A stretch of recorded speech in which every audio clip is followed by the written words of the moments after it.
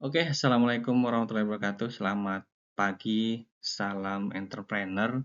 Sebelumnya perkenalkan, saya Emal Zain MTB, eh, mahasiswa S2 di Universitas Ciputra online dengan NIM 1018022510061.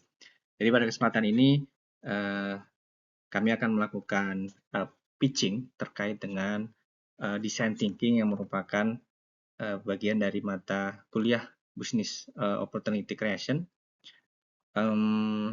Sebelumnya saya perlu menyampaikan bahwa saat ini saya bekerja di PT Pelindo Terminal Peti Kemas, merupakan anak perusahaan dari PT Pelindo, sehingga ide design thinking ini atau pitching yang akan kita lakukan ini kaitannya dengan tempat di mana kami bekerja. Case-nya adalah terkait dengan dashboard business performance review. Tujuan pembelajarannya tentu merefleksikan hasil pembelajaran design thinking yang sudah kami terima. Kemudian kita akan menjelaskan nanti mulai dari empathy sampai prototype sampai dengan mungkin market testing sedikit saya disclaimer. Kemudian outputnya adanya inisiatif. Harapannya ini juga berguna bagi manajemen, ini juga berguna bagi perusahaan tempat kita bekerja. Sedikit tentang pitching ini, nanti kita akan menyampaikan beberapa proses design thinking mulai dari empathy, define, ideate, prototype sampai dengan test. Kita akan coba jelaskan atau kita ceritakan prosesnya seperti apa. Namun sebelumnya yang melatar belakangi ini adalah sesuai dengan judul tadi bahwa ada proses Business Performance Review atau kita singkat BPR, nanti selanjutnya mungkin akan kita singkat dengan BPR, yang dilakukan hampir rutin setiap bulan. Ini dilakukan oleh seluruh unit, kemudian dilaporkan kepada manajemen. Jadi SPTP itu atau Pelindo Terminal Peti Kemas, SPTP itu mempunyai beberapa terminal. Secara keseluruhan terdapat 23, kemudian ada perusahaan, termasuk anak perusahaannya ada 7. Jadi memang ada unit yang dikelola langsung oleh SPTP, kemudian ada yang didelegasikan kepada anak perusahaan. Itu setiap bulan harus menyampaikan performance review-nya yang nantinya akan menjadi masukan manajemen, dalam hal ini direksi dan juga yang ada di kantor pusat untuk mengambil beberapa keputusan gitu kan, dan apa sih yang harus dilakukan. Nah itu ada yang perlu disampaikan per bulannya dalam bentuk BPR, jadi semacam laporan gitu kan. Nah, ini yang mekanismenya selama ini hampir bisa dikatakan masih manual. Jadi direksi tentu melihat itu juga gitu kan. Mereka sebenarnya butuh yang laporan yang cepat, ringkas, kemudian dapat dipercaya, tapi di satu sisi para user juga melaporkannya masih secara manual, kadang waktunya lebih cepat, lebih lambat, tidak konsisten, banyak klarifikasi, banyak perubahan. Ini yang cukup menyita waktu. Nah, ini yang coba kita gali lebih jauh. Oke, selanjutnya kita proses empati, karena sebelum di sini adalah kita coba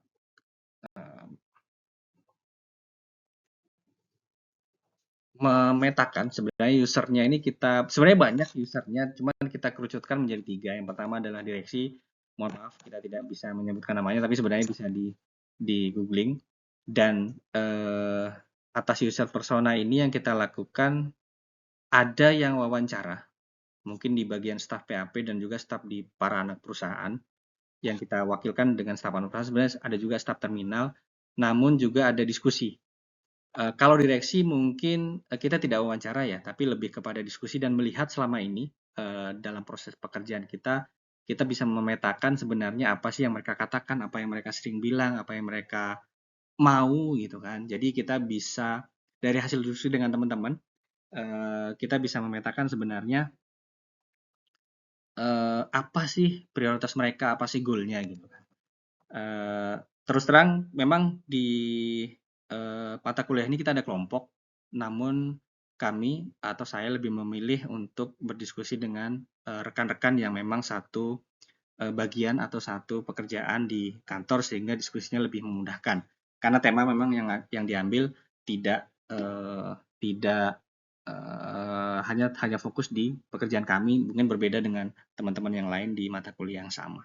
Kembali ke topik, mungkin untuk yang direksi sebenarnya prioritasnya tentu mendapat gambaran yang cepat dan akurat. Bisa cepat namun tidak akurat, itu sering terjadi, bisa jadi akurat tapi lama gitu kan. Kemudian fokus pada isu strategi, risiko, dan peluang. Jadi tidak harus membaca lagi laporannya apa, tapi lebih ke apa sih kesimpulannya gitu kan. Sehingga bisa menghasilkan keputusan yang ada datanya, bukan hanya asumsi. Tentu goalnya memastikan kinerja perusahaan sesuai target, karena ini utamanya mengambil keputusan yang tepat waktu dan berdampak, dan menjaga kredibilitas manajemen di hadapan stakeholder, baik itu komisaris, pemegang saham, dan customer tentunya. Menurut mereka kendala dan tantangan itu adalah datanya terlambat, tidak sinkron, kadang informasinya terlalu teknis, sangat detail, namun kesimpulannya tidak ada gitu kan. Kemudian ada beberapa dokumen yang sangat tergantung dengan penjelasan verbal siapa yang menyampaikan, jadi tidak terlihat di dalam dokumen tersebut. Tentu saja ini membuat frustasi, membuat jengkel, dan kalau misalnya mau disajikan lagi kepada stakeholder itu menjadi tidak percaya diri. Selanjutnya user kedua adalah staf yang mengkolek dan menyajikan data di bagian PAP atau pembinaan anak perusahaan. Bagi teman-teman yang di PAP ini prioritas utamanya adalah pengumpulan data itu bisa tepat waktu dan semuanya seragam. Jadi nerima dari masing-masing terminal atau nerima dari Unper tuh tidak macam-macam gitu. Satu template gitu kan. Itu harapannya. Kemudian mengurangi pekerjaan manual yang harus memindahkan dari Excel kemudian ke PowerPoint misalnya kan. Memastikan data itu sudah dianalisis. Nah, itu prioritasnya. Goalnya tentu menyelesaikan BPR sesuai dengan waktunya, tidak perlu lembur, tapi juga hasilnya profesional, hasilnya itu berupa analisa. Kendalanya tidak ada sistem tentunya, jadi mungkin masih manual, kita kumpulin, kita nunggu nih Excel-nya atau PPT-nya dari masing-masing Unper terminal, kemudian kita sajikan juga, kita olah lagi sendiri kan. Tentu ini sangat melelahkan, bikin stres juga, kalau apalagi kalau udah deadline besok BPR gitu kan. Nah, ini udah menjengkelkan sih. Tapi kalau misalnya sudah berjalan, otomatis itu akan memberi kepuasan. Nah, dari sisi terminal atau Unper sendiri, tentu mereka pengennya ngirim data tuh sesuai permintaan. Kemudian deadline-nya juga tercapai dan tidak ada bolak-balik revisi. Mereka nggak mau dapat teguran dari HO gitu kan. Kemudian dari pusatnya juga kita pengen tahu dari SPTP pusatnya sebenarnya yang kalian pengen tuh apa sih gitu kan. Namun kendalanya kadang template itu sering berubah memang dari pusat tuh, oh ini ganti ini, bulan ini ada lagi tambahan, itu merupakan kendala tapi juga tantangan karena memang keinginan manajemen kan bisa jadi berubah-ubah gitu kan. Ini yang harus menyesuaikan. Tentu ini apa ya, membingungkan, perasaan emosi itu membingungkan bagi teman-teman di Unper dan terminal. Karena sense memiliki mereka juga beda dengan direksi tentunya. Seperti itu. Ini bagian dari user persona yang kita tampilkan. Nah, kita coba melakukan mapping. Jadi ada empathy mapping. Kita coba memetakan apa yang mereka rasakan, mereka pikirkan, mereka dengar, mereka lihat, atau apa yang ingin mereka katakan gitu kan. Kita bagi dua, karena memang secara general usernya bisa dibilang ada dua kubu utama, yaitu direksi sebagai yang membutuhkan itu, kemudian staff yang menyampaikan itu, mengumpulkan dan mengkolek ya. Jadi kita bagi dua untuk empathy map. Yang pertama untuk mungkin dari sisi direksi atau manajemen secara umum, apa sih yang mereka pikirkan gitu kan. Kita melihat dari hasil observasi kami, melihat mereka juga sering mengatakan ini gitu kan. Memang kalau direksi tidak wawancara, beda dengan yang teman-teman di staff, kita lakukan diskusi, kita lakukan wawancara, kita lakukan brainstorming sebenarnya, dan sebenarnya hasil dari apa yang ada di map direksi ini juga merupakan diskusi dari teman-teman yang ada di level staff atau middle manajernya. Kita juga ada ajak diskusi, tapi lebih ke mereka kan penghubung saja gitu ya, tidak yang daily melakukan ini. Jadi direksi itu berpikir apakah data ini valid sih enggak, atau sinkron enggak dengan terminal lain atau unit yang lain. Juga butuh gambaran kinerja yang cepat gitu, bukan detail-detail seperti ini, tapi analisanya apa. Dan kadang kok formnya beda-beda, mungkin itu yang mereka pikirkan. Kemudian apa sih yang mereka lihat kadang beberapa slide untuk per masing-masing terminal dan amper itu tabelnya banyak dan masih mentah dan kesimpulannya juga tidak jelas. Kadang waktu presentasi per masing-masing terminal dan amper habis untuk mengklarifikasi kebenaran data. Apa sih yang mereka dengar? Mereka sering mendapat, oke, datanya masih dikumpulkan, oke, belum dianalisa, angkanya berbeda karena defisitnya tidak sama.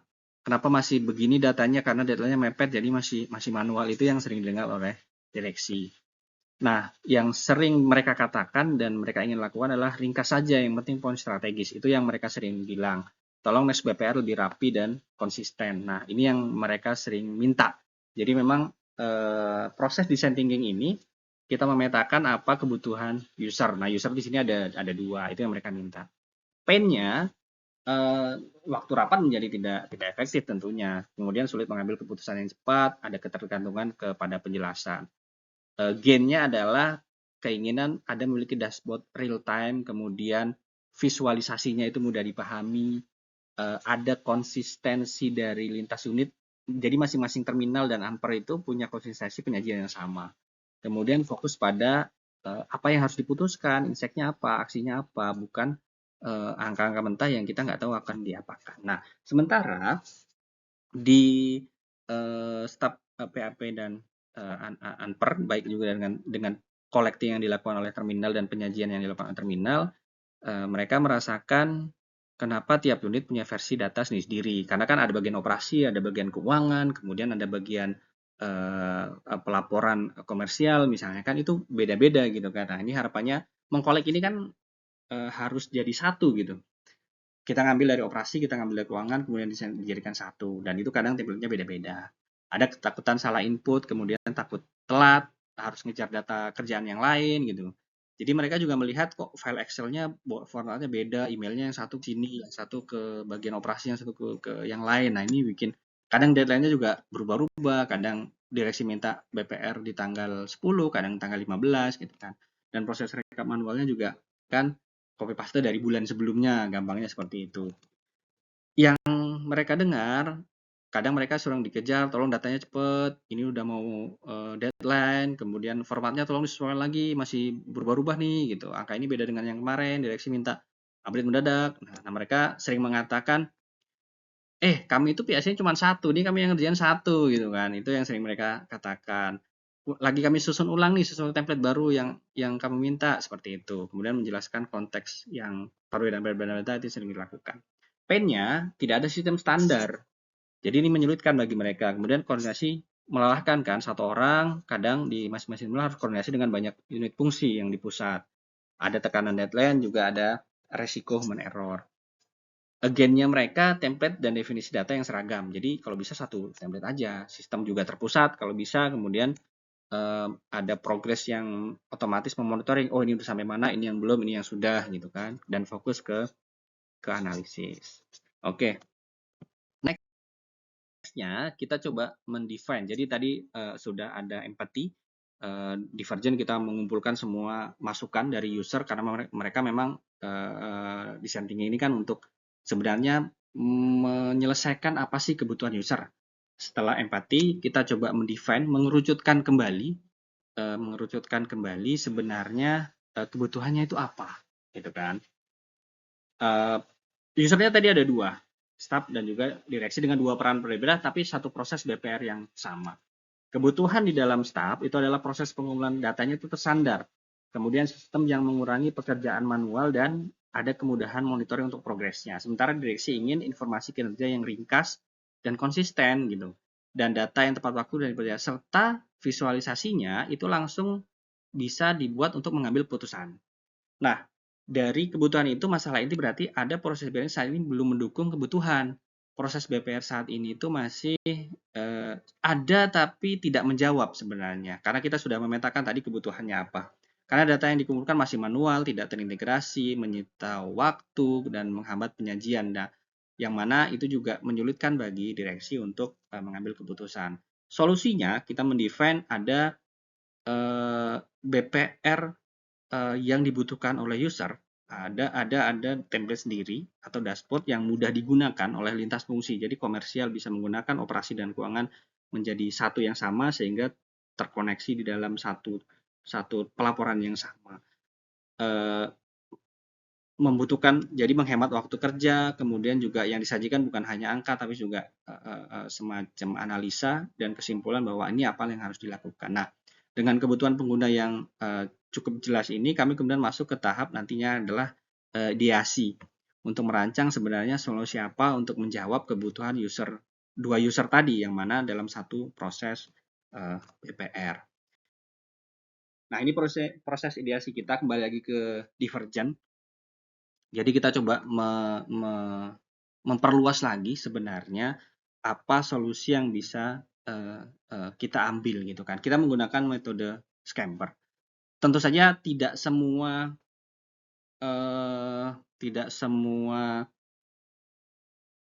bagian dari Scamper itu kita ambil. Dari 7 itu kita hanya mengambil 4 karena prinsipnya yang paling relevan saja dengan proses yang kami lakukan. Karena untuk apa kita bahas semua sementara yang lainnya tidak begitu relevan. Jadi sebenarnya objektifnya adalah menyederhanakan BPR ini mudah dijalankan oleh staf dan menghasilkan kesimpulan yang juga konsisten dan bisa dipakai oleh direksi untuk mengambil keputusan. Itu sebenarnya objektifnya. Kita memakai Scamper tapi hanya untuk substitute atau mengganti, combine, eliminate, dan modify. Untuk substitute itu adalah mengganti pengumpulan data yang tadinya manual dan file yang terpisah-pisah ke dalam satu database yang terstandar dan satu template yang sama. Itu yang kita ganti. Kemudian apa yang kita combine? Sebelumnya ada proses input data, ada monitoring progress, kemudian ada pelaporan. Ini yang kita combine, kita jadikan satu dalam satu dashboard BPR integritas. Adakah yang dikurangi? Ada. Proses data manual, rekap yang berulang-ulang, dan klarifikasi format itu yang coba kita hilangkan. Sehingga prosesnya lebih efisien dan minim human error. Kemudian ada sedikit proses yang kita modifikasi, yaitu laporan tadinya menjadi lebih ringkas, tapi ada analisanya, ada mudah dipahami dan juga fokus kepada apa yang harus kita lakukan sebelumnya. Nah, ini tentu visualnya akan sedikit dimodifikasi. Kita ke tren kinerja, sebelumnya bagaimana, sekarang bagaimana, dan ringkasan eksekutif yang harus kita sajikan kepada manajemen. Value-nya adalah untuk level staff tentu efisiensi waktu dan fokus kepada analisa, jadi tidak fokus kepada data. Kemudian untuk karena level staff itu ada di Unper, terminal, dan juga di HO, kejelasan peran per masing-masing unit dan Unper itu jelas. Untuk direksi sendiri tentunya mendapat insight yang cepat dan konsisten. Nah, setelah ideasi, kita kembali mengerucutkan. Ada konvergen lagi, yaitu prototype. Nah, prototype ini kita buat belum dalam bentuk aplikasi, tapi masih contoh. Kita coba membuat contoh dalam bentuk Excel, sementara template-template yang terlihat di sini sebenarnya adalah kita buat manual dulu bahwa ini loh nantinya template yang akan kita sajikan. Kita minta kepada masing-masing user, oke nggak template ini? Itu yang kita lakukan. Jadi prototype itu, karena memang ujungnya ini adalah aplikasi yang harus dibuat oleh teman-teman IT, tapi kita tidak ke sana dulu, tapi kita lebih ke prototype manual dulu. Karena memang sebelumnya proses manual sudah berjalan, hanya saja terintegrasinya belum. Jadi kita buat prototype dulu, menunjukkan bagaimana dashboard BPR itu mengubah proses pengumpulan dan pelaporan dari yang sebelumnya manual menjadi terstandar integrasi. Value-nya tentu dari prototype ini yang harus user friendly, mudah digunakan, kemudian ringkas, tidak bertele-tele. Jadi data dan dokumen kita sajikan ringkas dan memang sesuai kebutuhan. Di dalam template-nya nanti kebutuhannya direksi apa itu yang kita masukkan. Concern-nya ada di inputan dan validasi data, kemudian visualisasinya seperti apa, bisa di monitoring progresnya, mana yang belum, mana yang sudah, kemudian ada semacam executive summary. Nah, sekali lagi nih prototype ini masih dalam bentuk dummy ya. Kita malah ada beberapa itu yang PPT, kita buat di PPT dulu. Ini loh bentuknya, kita setujui dulu. Seperti apa kita respon dari masing-masing user. Dan sejauh ini karena memang ini adalah salah satu ide yang sedang berjalan, kebetulan sedang berjalan, namun memang belum terimplementasikan karena memang membuat aplikasi ya, membuat dashboard itu membutuhkan waktu dan terutama adalah dan pastinya sering berubah karena direksi ini ada yang kurang, ini ada yang lebih dan IT sedang melakukan itu. Dari ideasi ini salah satu contoh, jadi memang ada kesimpulan growth-nya berapa, ini masih sementara template-nya yang kita buat karena memang dari Excel kemudian kita susun satu persatu, belum dalam satu aplikasi tertentu. Memang idealnya pakai aplikasi fungsional, namun ini cukup membantu memastikan bahwa pengembangan kode nantinya yang akan dilakukan oleh IT itu benar-benar menjawab kebutuhan user. Jadi memang tujuan dari testing ini sekedar, jadi memang belum semua direksi mendapatkan ini, hanya beberapa yang kita tunjukkan dan kita sebenarnya masih butuh masukan. Tapi dari testing inputan Excel, jadi seharusnya kalau ada dashboard BPR itu inputannya langsung di template di dashboard. Namun karena ini masih manual, user di step tadi kita coba dulu pakai Excel inputan ini apakah cocok, kemudian apakah template atau dashboardnya itu bisa digunakan. Seperti itu, di sini sudah dijelaskan keterbatasannya, kenapa, karena aplikasi dashboard masih dalam tahap pengembangan, namun template dan dummy dashboard telah digunakan sebagai acuan bersama. Dan juga ini menjadi dasar penyamaan persepsi antara user business dan tim IT. Validasi dilakukan secara kualitatif ya, bukan semua, tapi beberapa saja. Butuh review konsep dan tampilan seperti apa, penyelarasan struktur sebenarnya kemauan direksi seperti apa. Jadi sebenarnya prototype dan user testing ini berjalannya bersamaan karena sering berubah dan ini belum final. Ini masih terus berlangsung di tempat kami. Jadi mungkin seperti itu pitching terkait konsep design thinking. Jadi memang bukan suatu produk untuk kita jual karena Pelindo memang, atau dalam hal ini SPTP adalah jasa pelayanan bongkar muat. Salah satu yang kita coba berikan inovasinya adalah bagaimana menyusun business performance review yang selama ini masih manual dan banyak data yang kita kumpulkan kemudian kita koleksi satu di dalam dashboard template yang sama. Jadi memang belum final, tapi konsep desain tingginya coba kita terapkan dan ini sangat-sangat membantu ternyata. Karena sebelumnya kita fokus kepada template-nya seperti apa, inputannya nanti seperti apa, menjadi sebenarnya direksi butuh apa, user yang melakukan itu butuh apa. Jadi memang fokusnya kepada user sebenarnya membutuhkan apa. Dari situ banyak hal-hal yang berubah dan banyak hal-hal yang cukup membantu ini prosesnya cukup menyesuaikan sehingga semoga mendapatkan hasil yang memuaskan nantinya. Kurang lebih demikian, terima kasih. Saya tutup. Selamat pagi. Assalamualaikum warahmatullahi wabarakatuh.